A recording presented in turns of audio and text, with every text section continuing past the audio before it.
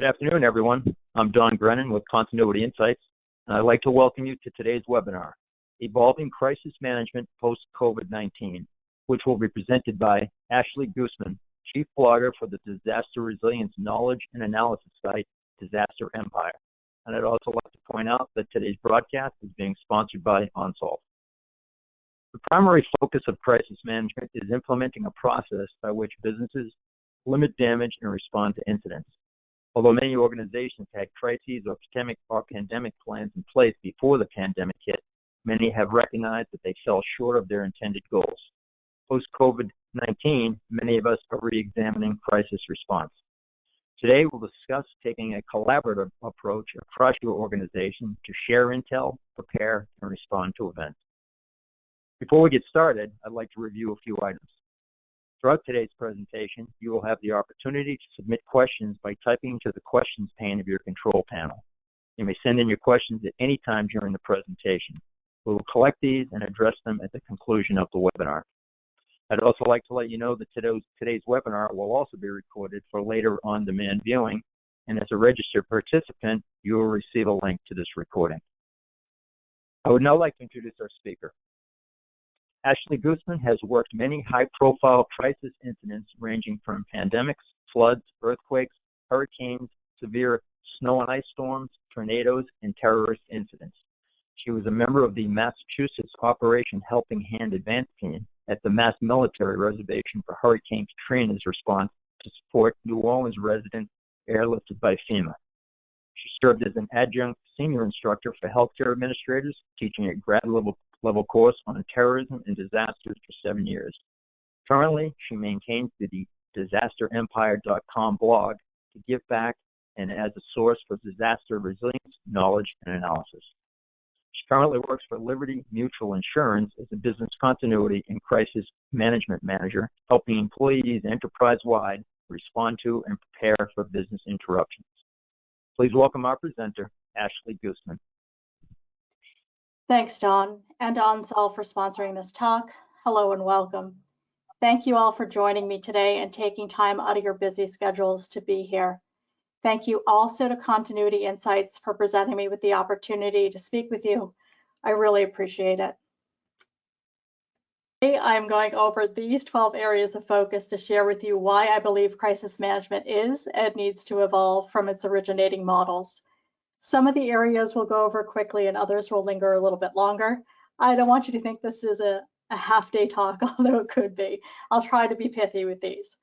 So what I'd like to review with you today is a little bit about me and my story, do a little level setting about how I view crisis management, talk to you about expecting the unexpected, review a bit more that Don previewed with stages of crisis management, talk to you about where I see crisis management evolving to, what I think has been influenced by COVID. We'll compare fruits, apples and oranges in terms of structure for crisis management. I'll share a little bit about what I see in terms of trends for crisis management, share with you some key takeaways, and then wrap it up with some tips of how you could improve your crisis management activities organizationally and leave you with a call to action. So why do I feel I'm uniquely qualified to speak on this topic? And it's really not here to share my resume, but just to give you an overview of my background. I spent the last 9.5 years in the private sector.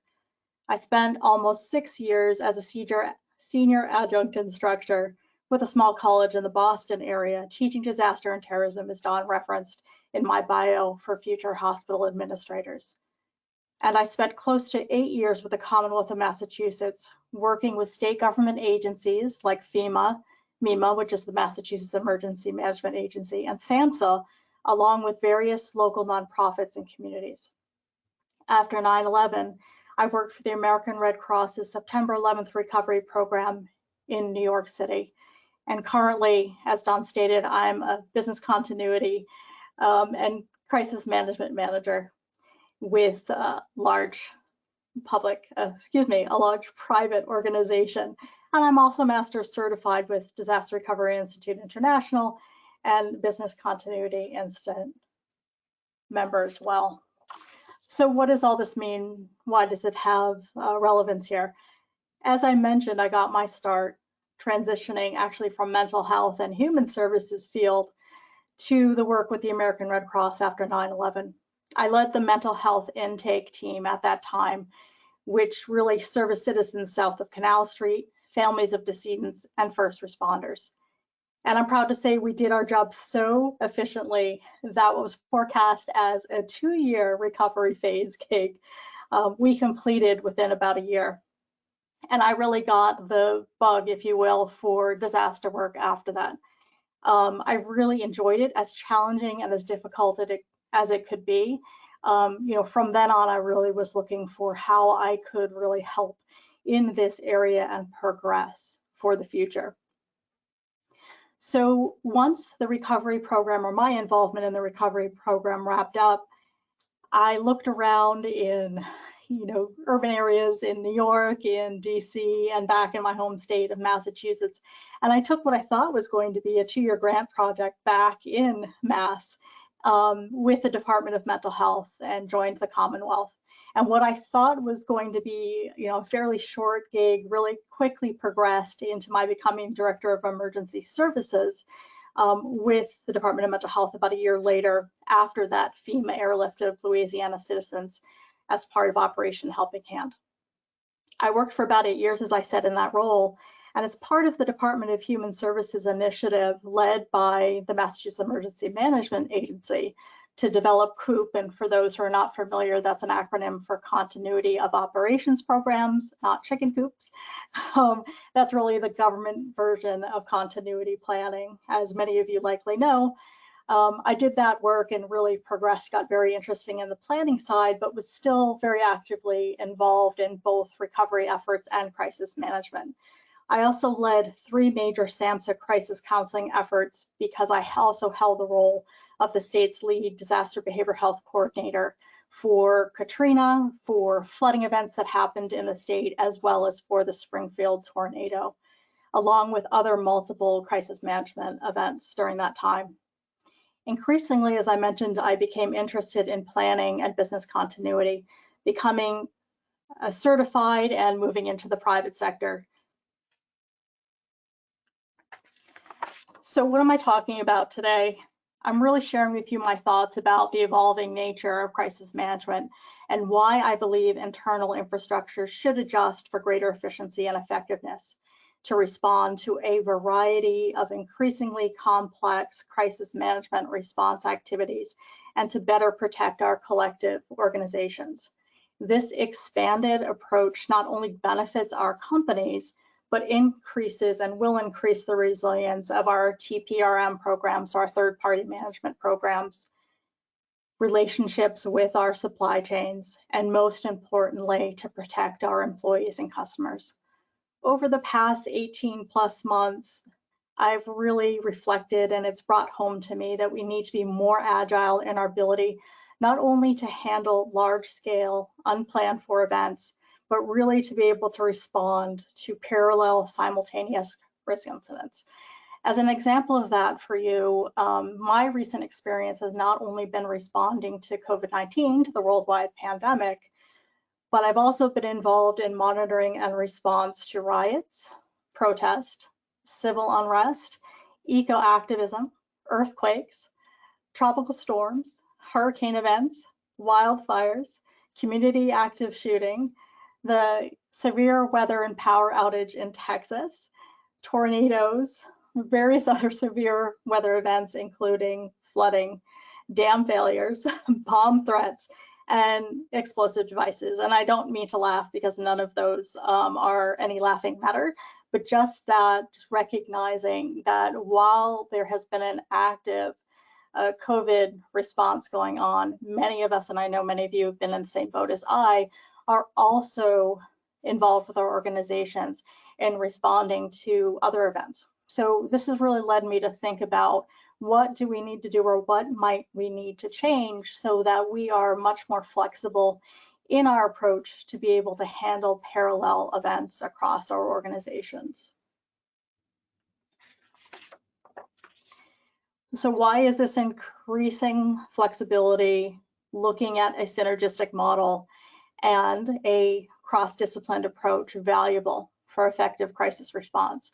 Well, the answer really is here, and it is the pandemic. And very few of us were really prepared for the true impacts of this pandemic event. Many of us had pandemic plans. Some of us even responded to H1N1 or SARS, but in truth, many pandemic plans had become rusty and stale. This is because the planning process, I believe, often leads us down the path of preparing for the last big event or events, and rarely for the unexpected ones, even when we're leveraging all hazards models. Additionally, we often become caught up in the planning compliance loop rather than focusing on what tools and procedures best support a crisis response. Instead, I believe we would benefit from adopting models for crisis management that are agile in design, potentially playbook oriented or something similar, and leverage efficiency of form due to ongoing testing. And that's another piece I'll pause on as well. Your organization, like those I've been involved with, may focus on annual exercise, so one scenario per year. If your organization does more than that already, I applaud you, because really what I'm seeing in terms of trends is a request for multiple scenarios and scenario testing.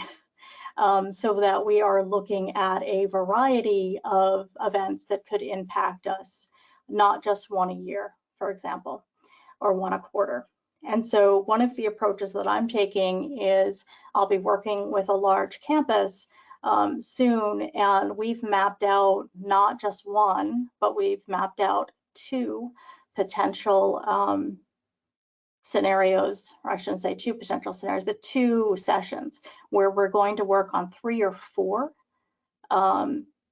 events or scenarios to run through for those exercises this year. And it's something that not only have I done this year, but I really started doing a few years ago before COVID and have found really great success with. The individuals that I've worked with for feedback have really liked this model. Although that being said, especially if you're doing something that might be very large scale or multi-day, it can be helpful to just focus on one major risk area. But beyond that, I think it really helps if you can look at several different key areas, talk to your stakeholders, and try to map out what are some of the key risks that are concerns for them, as well as to consult with them on what you're seeing in terms of trends, and really move forward with that as well. So here, this is what a crisis management life cycle really looks like. It's not a linear process, as many of you know in the field, it's ongoing. It certainly can have more steps than I'm displaying here if you feel it's warranted, but I can tell you these days for me, I'm really trying to keep things simple.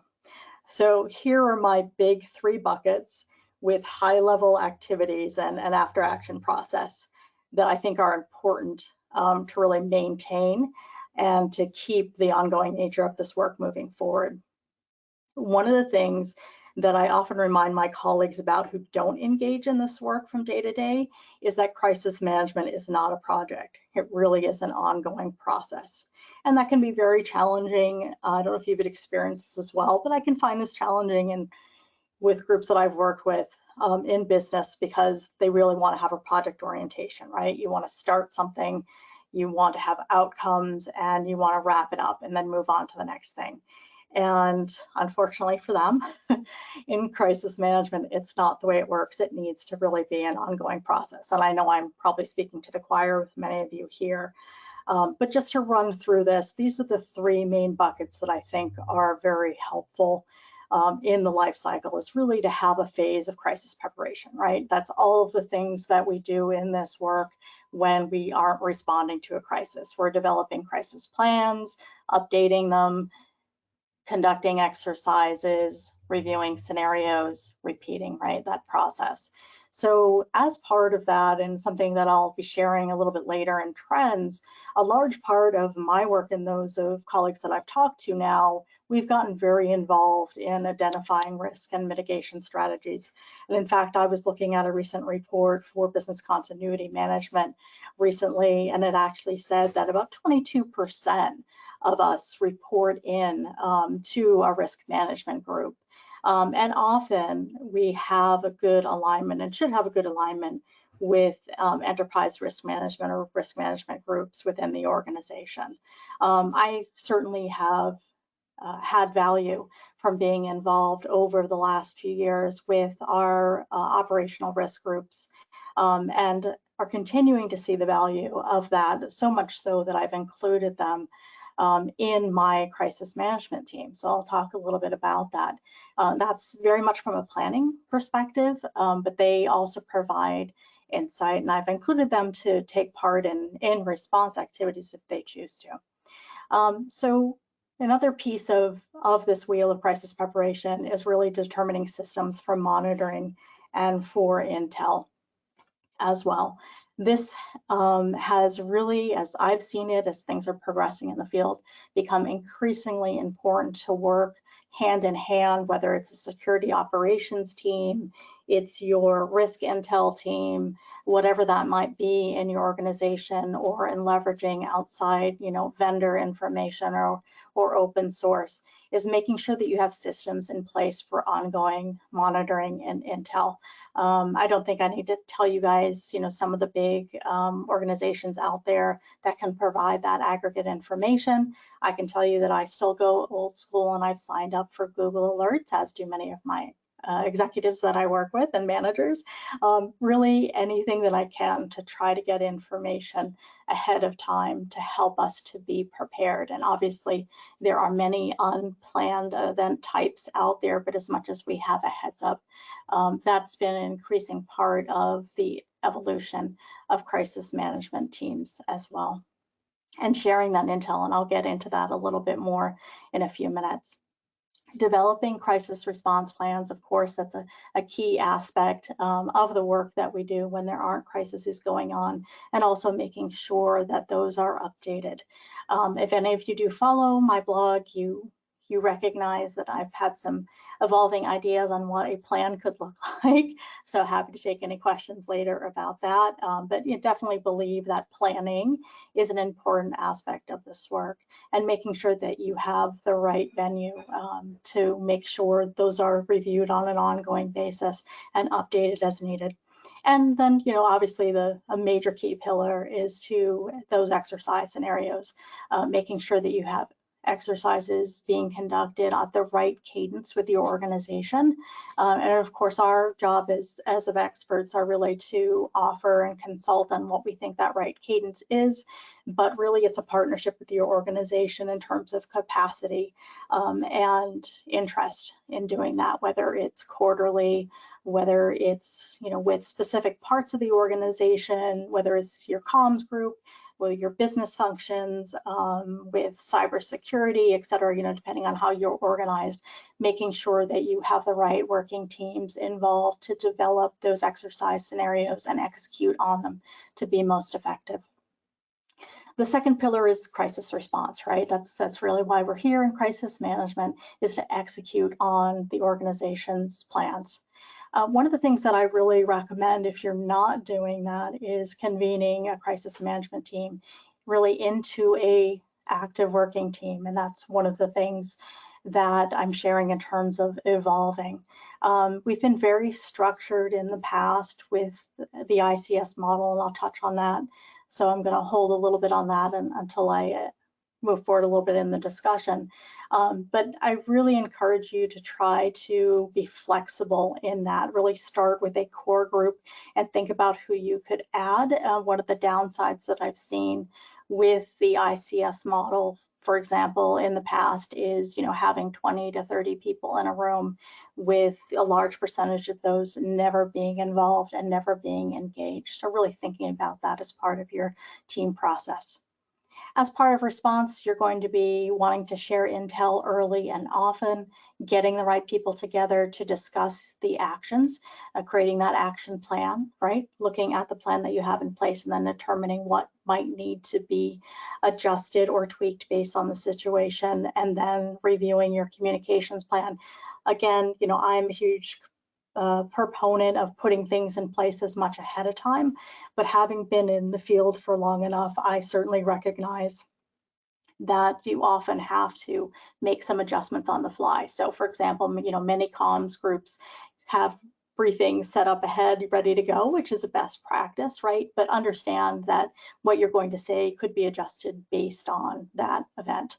One of my favorite sayings in working with others is a hurricane is not a hurricane, it's not a hurricane, meaning that every crisis event is different. So you really need to be flexible and prepared to do some ad hoc work in changing to adjust for the impacts or the potential impacts of that event.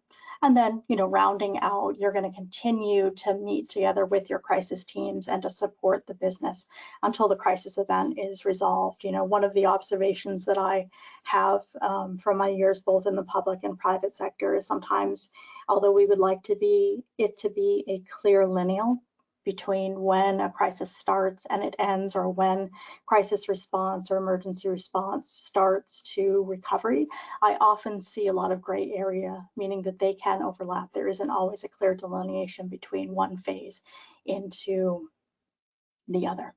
And then what I call kind of the final pillar of crisis management is crisis engagement and continuous improvement. And you may agree, my experience certainly has been that sometimes this can be the area that's least overlooked or not always followed up on, but it truly is important in order to maintain a robust and effective crisis management program in your organization. You really want to take the time, and I use the term AAR, after action reports. You may not need to be that formal, but it's, the term that I grew up with, so to speak, in the industry, but it can be done in a variety of ways. Many organizations and business, really resonate with the term debrief. It's something that they do within their own business units. So that's, just a word and phrase, and then something I talk about often is trying to use phrases that your business understands instead of using jargon that's more specific to our work and doesn't resonate as well. So, but make sure you do that debrief with your crisis team. Again, I try to be very simple and streamlined as much as possible because I know that my business partners are very busy and have been. I've been in day-long AARs on the government side and the public side. In the business side, I often find that typically there's not an appetite for that. So, I can make them as short as 30 minutes, making sure that I give an opportunity for individuals to try to bring their ideas ahead of time in a shared format that we've agreed upon and they understand, as well as give some processing time meeting as well for people to round out and share any additionals they might have for that before I close that out and produce a final report. And that's something I think is helpful as well. So once you've done that important debrief stuff, it really also, you need to incorporate those best ideas, right? That's the goal. If you just do the debrief and you don't take that information and try to implement it into improving your crisis response plans, that's losing about 50% of the value of doing that work, and then making sure you leverage those learnings in future exercises as well. So what is the distilled version of my talk with you today? Over the past few years, I really experienced the struggle with entrenching the legacy emergency management or incident command system, ICS model, into the organizations that I've worked with effectively. And it's not from lack of education or exercising. I just really believe it doesn't work as well for business and corporate hierarchies. This is something that maybe once a year you'll have your leadership exercise on. And I, again, found trying to do,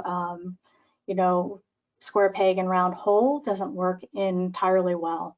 So that being said, I don't say that ICS is entirely without merit. It really was developed from the military and then leveraged by the California Wildlife Services for a unified command across differing response organizations so they could effectively, and they still use it, of course, across events. And I also think there's some value in the hospital systems use their own version, which I've trained in extensively in that ICS model as well.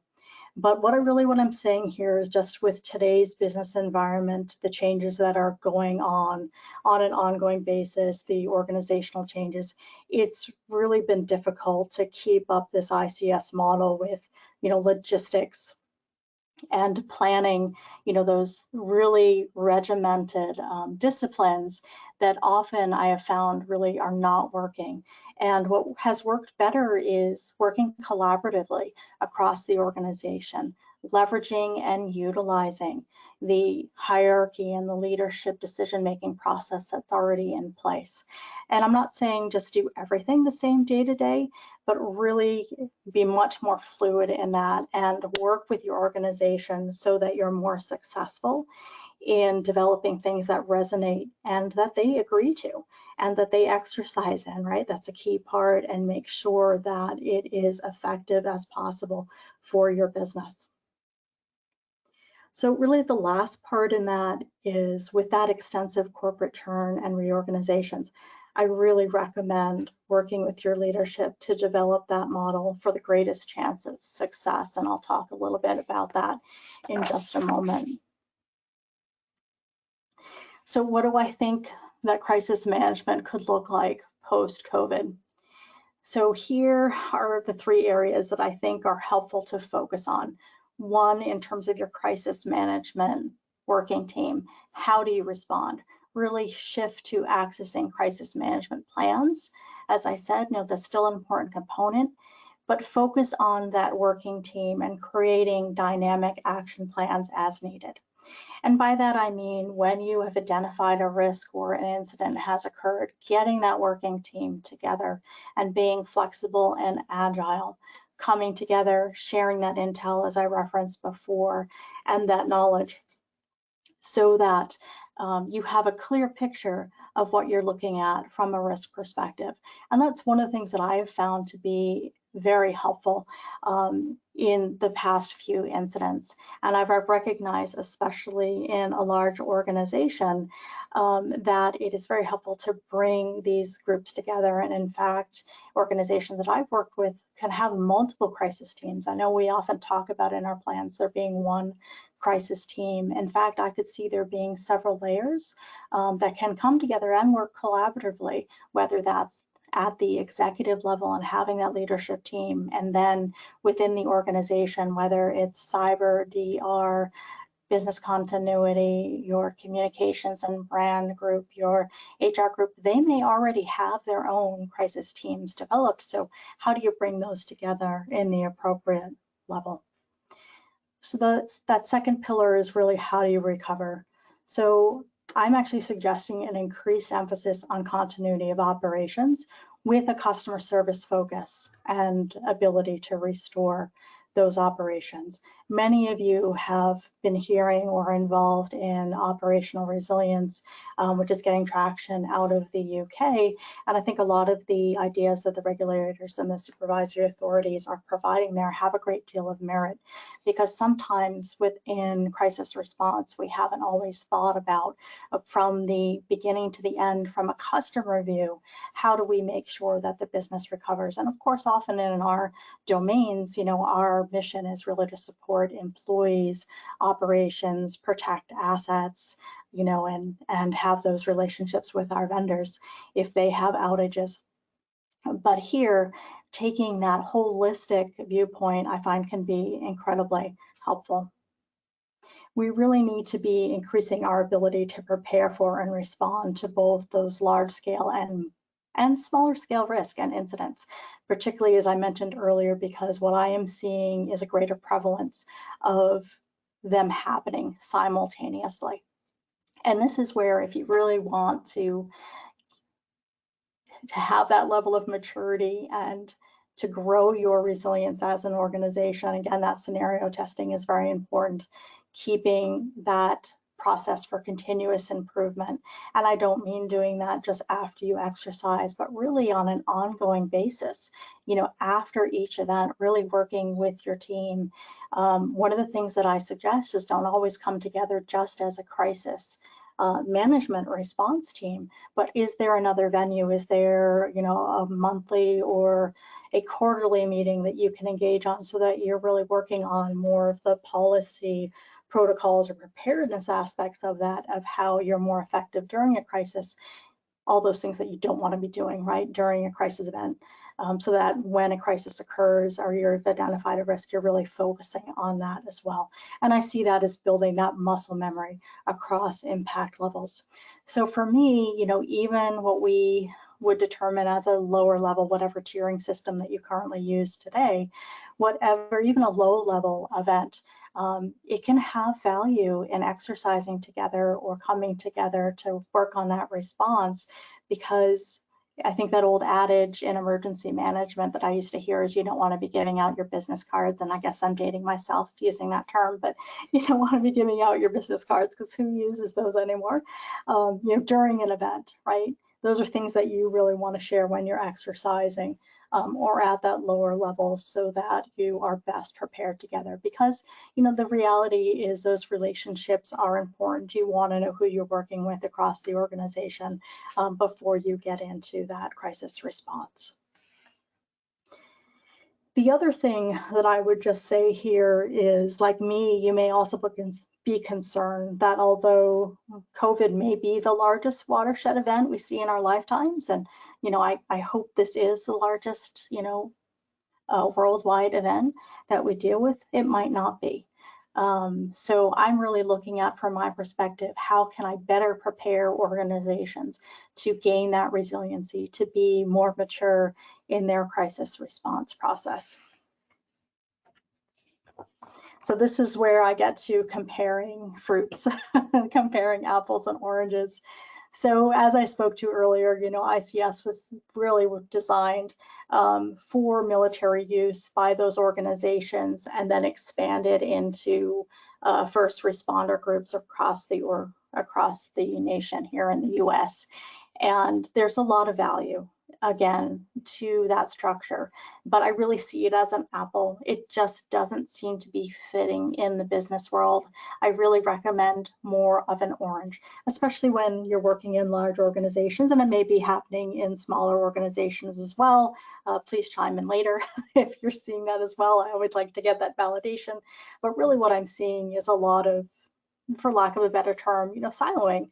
Understandably, in large organizations, you have response teams, whether it's DR, it's cyber, it's operational groups, it's communications groups. They have developed their own working teams for crisis response across their domain, and that makes a lot of sense. What you want to do is have that kind of spoke or hub and wheel ability to coordinate and bring those disparate groups together, because also what I'm seeing in the trends is that, things that are impacting one part of the organization, say it's a cybersecurity event, that has a cascading effect. It obviously impacts the business, but I'm seeing that it really takes all of us, right? It takes communications, it can take legal, it takes risk management, it takes business continuity. It takes all of us coming together to really fully understand the problem and the impacts.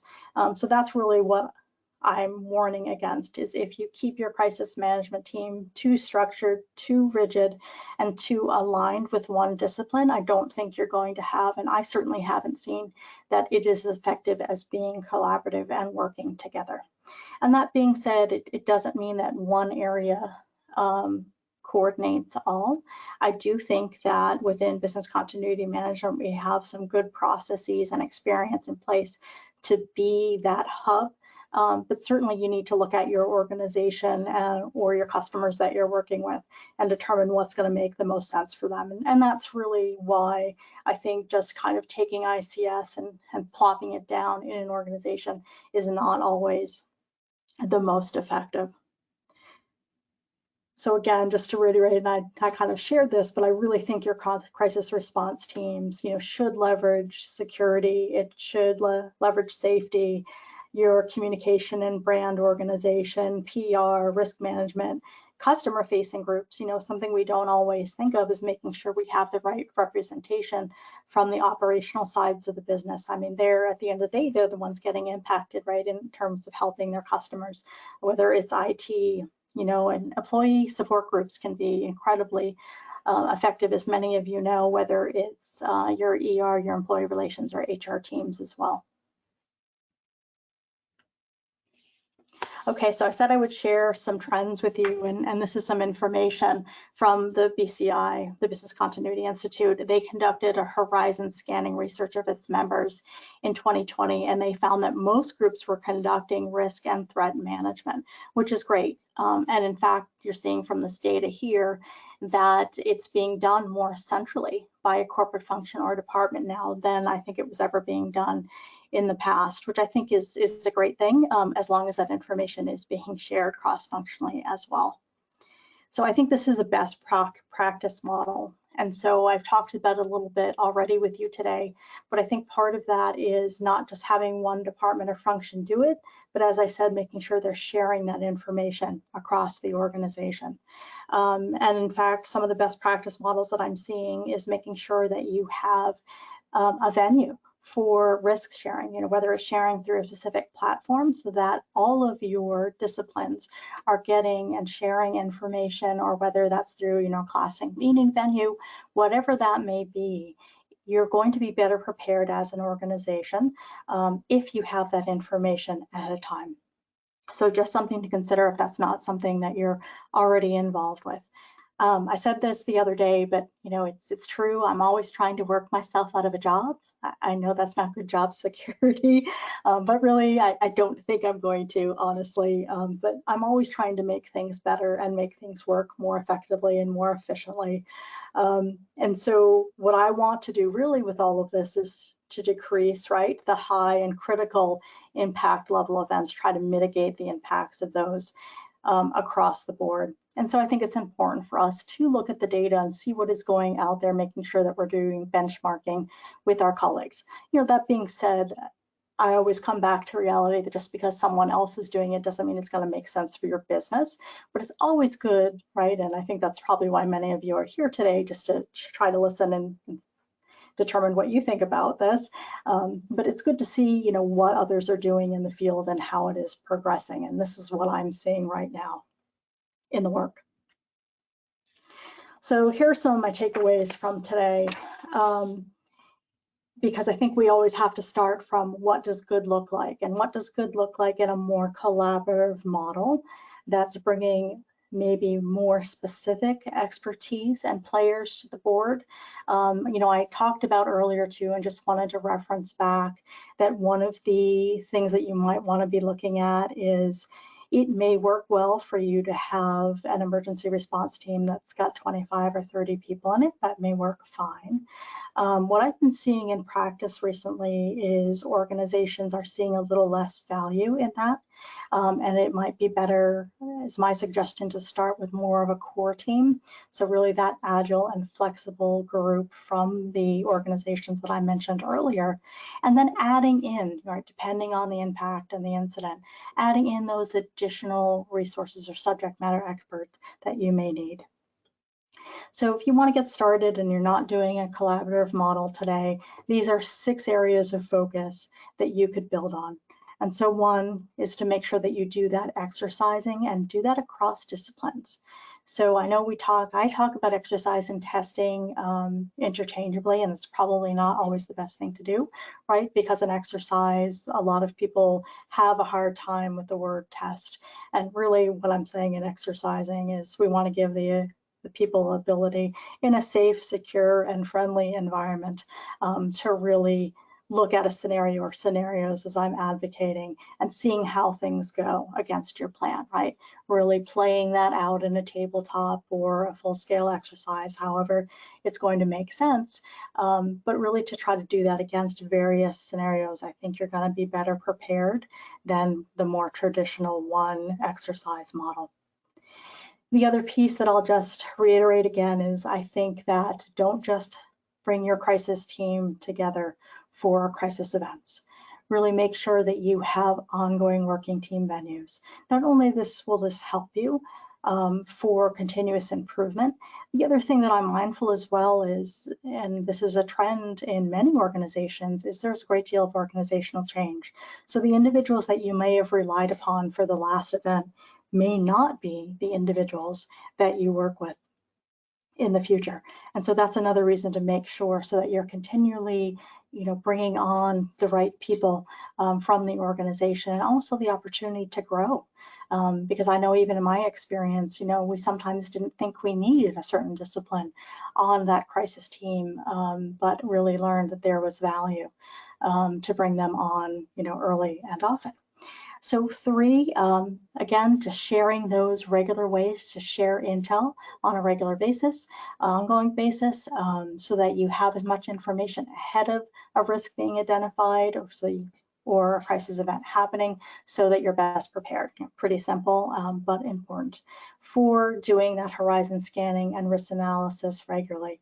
And beyond just getting your folks together and saying, what are we looking for at this week or this month? That's an important piece in terms of horizon scanning, but also making sure that you are on a regular basis looking at the risk for your organizations, because those change. Sometimes we forget about that a little bit in the crush of the work, is that what could have affected us tomorrow or yesterday may not affect us today or tomorrow, and that those can change. So making sure you have a venue to do that. 5, as I've advocated for, really having those cross-discipline crisis teams.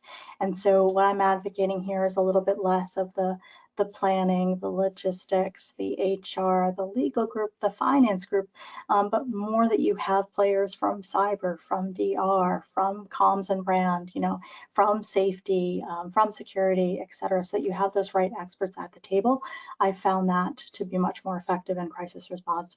And then, the final leg is just making sure you have that continuous improvement process in place. It is highly important to help you to keep up with the changes with your organization and how you may be responding in the future. So I'll leave you with some tips for improving crisis management organizationally. I really, again, am very much an advocate for that unified command approach. And yep, I know I'm using an ICS term, but it's a collaborative approach that is being met with a great deal of favorable response in organizations. People like to be involved, but you want to make sure that you do that in the right way. So really look to develop what's going to make the most sense for your organization. Another piece too is, if you don't already have it, make sure you have a business-wide crisis communication approach. Sometimes this is done more centrally or decentrally, and completely understand organizations do operate differently, but making sure that you have the right intersections so that people are responding and communicating across the organization at the right time, so that you're in alignment with the messaging that you're giving. And for many of us, it may seem we have had a lot of crisis communication training, but not everyone across our crisis and brand teams have. They're not always as crisis ready as you think they might be. So this is another area where you can really support that in terms of crisis response. The other thing I would say is try to simplify your executive engagement. I've seen with organizations there can be multiple playbooks or multiple crisis response plans. It can be very overwhelming. And sometimes even when you have one plan, it can be so large that it's not effective and efficient. And I'm really a proponent, if you're following my blog and my thoughts, is really trying to be simple, that pane of glass, as much as you can get to that pane of glass, so that people really understand. And executives, looking at it from their vantage point, they are bombarded with a great deal of information on an ongoing basis. So really trying to give them, right, and help them to really understand how you will engage them at what level of a crisis and what that looks like. Preparing with them is important. Practicing, right, training across that response spectrum, being involved. I'm a big advocate of working with the business and with your with your domain owners as well to be prepared, not always at the beginning of projects or potential risks, events that they've identified, but where it makes sense, earlier rather than just when they determine a crisis. Because I've also found working with business partners, this isn't their daily bread and butter. So as much as you're in there to really consult with them on how to mitigate risks and the impacts of that crisis, that can be helpful as well. Try to work to leverage shared tools. Additionally, one of the ones that many of us have access to that I've found good success with is MS Teams. You don't always have to use a fancy system, although I like those too. Make sure you do that debrief post-incident as well. Make sure you're capturing and sharing those lessons learned, adopting them. That follow-through is really important. Consider your response to those concurrent events as well, and love to hear your thoughts going forward. So, my call to action is really think about things in a cross-functional response approach. Try to be more flexible and flexible and agile. Try to leverage the organizational strengths that you have and make sure that you're identifying gaps for improvement. It's going to keep you best prepared and your organization as resilient as possible. We all can't plan for everything.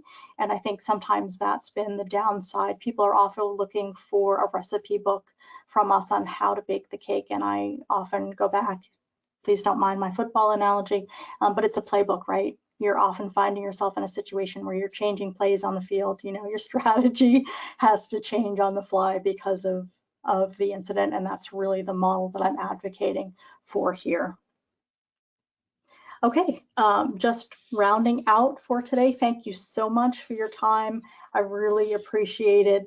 We're going to pause for Q&A, but just want to give a thank you to all of you for staying on the call and listening to my thoughts. I hope you found this interesting. I added this sign from Lighthouse Beach in Chatham because I think it's a good real-life example of a single pane of glass continuity plan at its simplest level. It gives you some warning. It tells you what the risk is. It tells you where to go for help.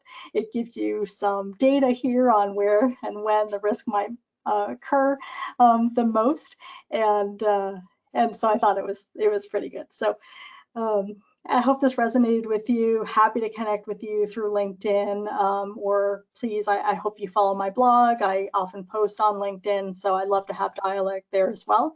And so I'm going to turn this back over to Don to see if we have any questions from all of you.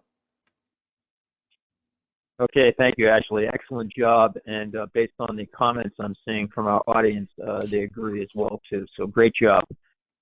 We do have quite a few questions. We have some time, so let's try to answer as many as we can.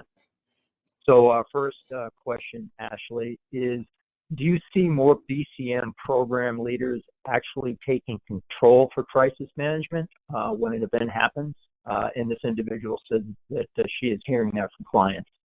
I think that's a great question. I might use a slightly different word than control, although I understand where that's coming from. I might use more of the word coordinate, because I think that's really where our strength lies.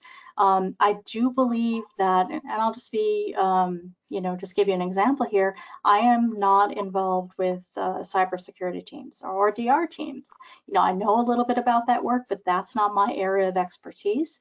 So I leave that up to the domain experts. And if there is a team in your organization, I would have them be the incident command, right? Sorry, again, I'm using an ICS term.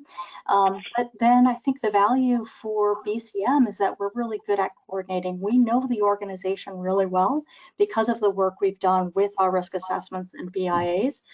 So I would say, I think our strength, and I would advocate for a coordination role. But it's really great. Thanks for that feedback. It's interesting to hear that others are going in that way as well. Okay, thank you. Our next question is, could you elaborate a little on horizon scanning and what you typically cover? Yeah, what I mean by horizon scanning is really a process where you're getting your team together, whether that's your department or your business continuity team.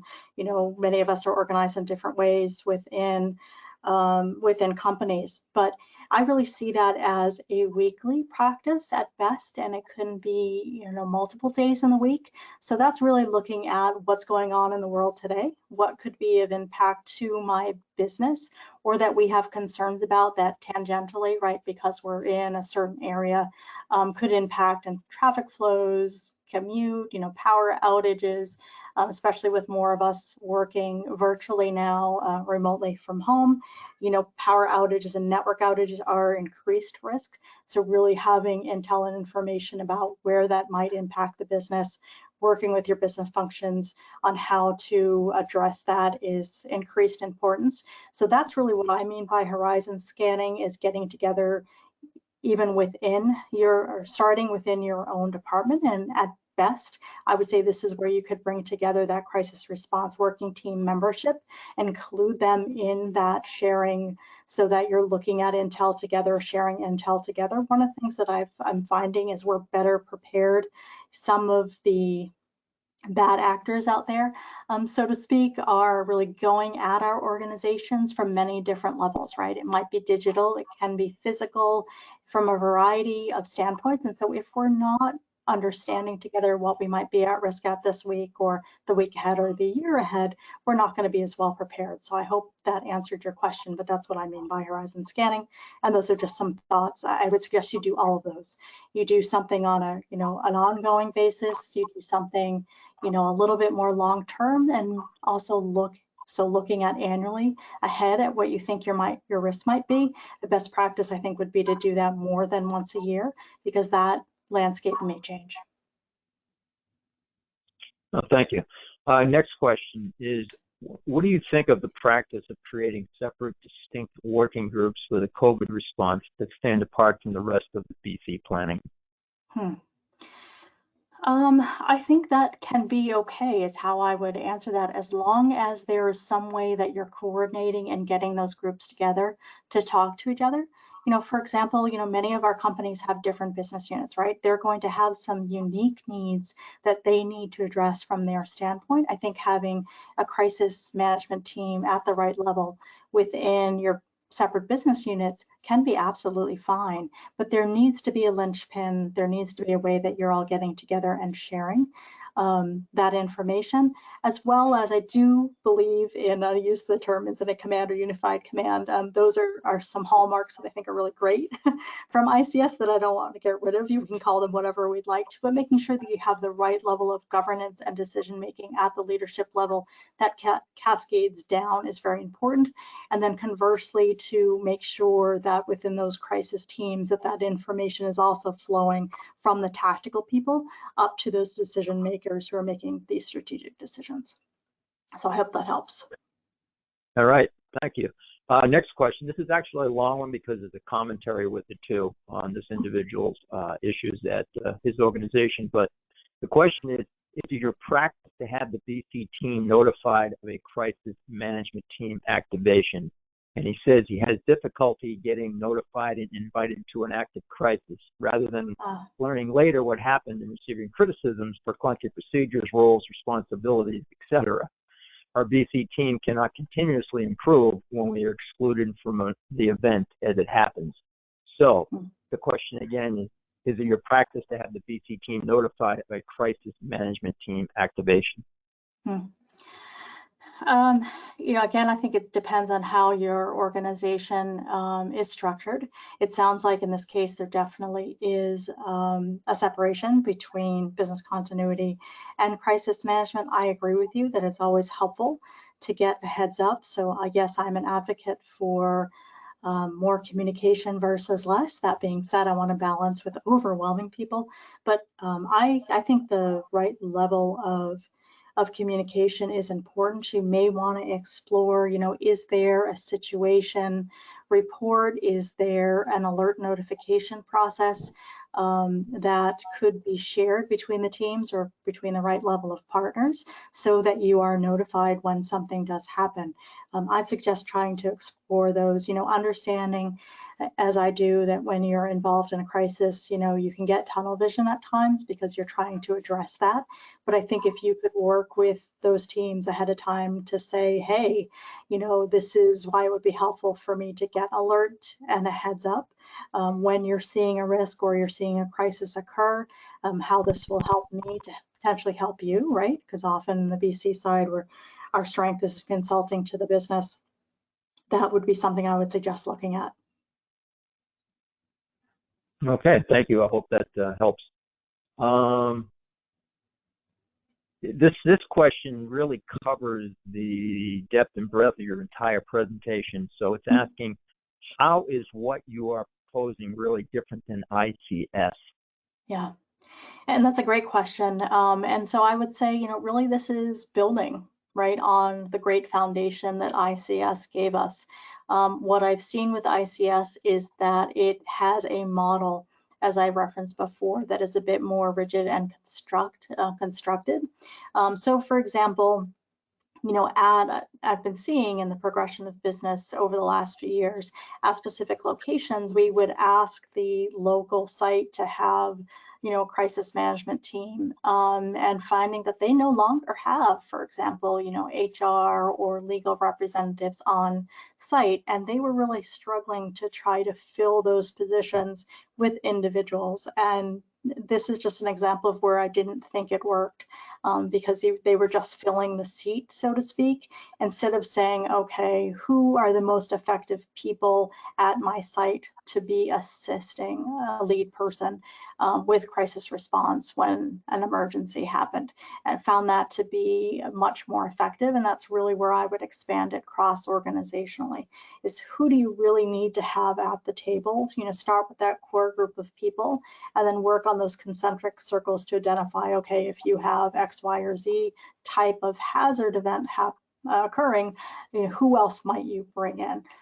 So for example, many of us have diversity, equity, and inclusion parts of our offices now. We have ERGs, we have environmental and sustainability governance groups.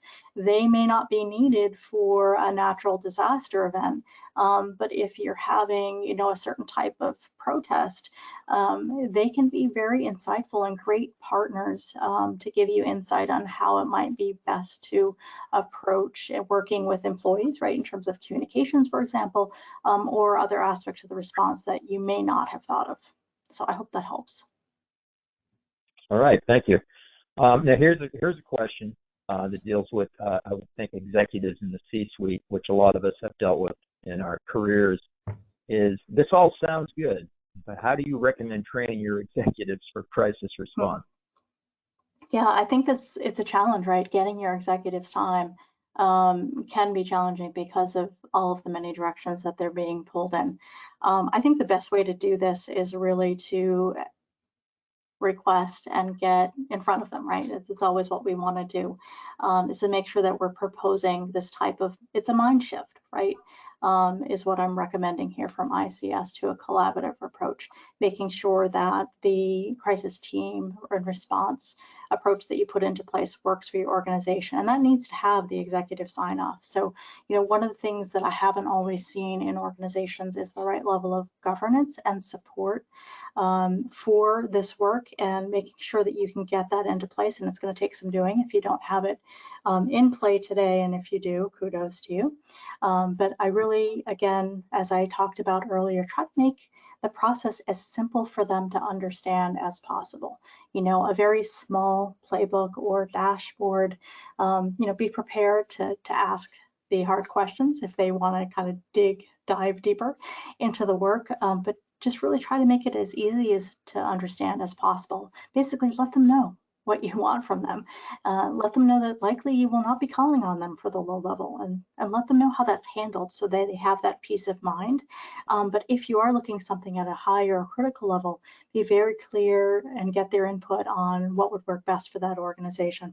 And usually that's when you have the face-to-face executives coming together in a leadership team to make those strategic decisions. So hopefully that helps provide some insight as well. All right. Thank you again, Ashley. Okay, we're running out of time, but I want to squeeze in one last question here. and it kind of follows up with the executives, but this is for the entire organization. And our individual says, I like the ideas you are proposing. How do you recommend I get started in my organization? Well, I think that's the old adage, you got to go talk to people. Float the idea. Really making those relationships is going to be key. Having executive support at the right level can be important as well. I am seeing really good feedback. I've heard from my colleagues and in organizations as well that these models are well received, because I think everyone wants to know what's going on when a crisis occurs or you're seeing a major risk. I think it's the biggest lessons learned from COVID is that people were in a window of opportunity here where people really understand what we do and why it's valuable, and trying to capitalize on that as much as possible. I think just starting off simply with having those conversations, pitching that idea to those right colleagues in your organization and seeing if they're interested. And most are. It can be a challenge kind of overcoming resistance, but I would say, because that can happen, but really just try to keep working with that, find the right venues, find that right executive support, and I think you'll find it will move forward really quickly.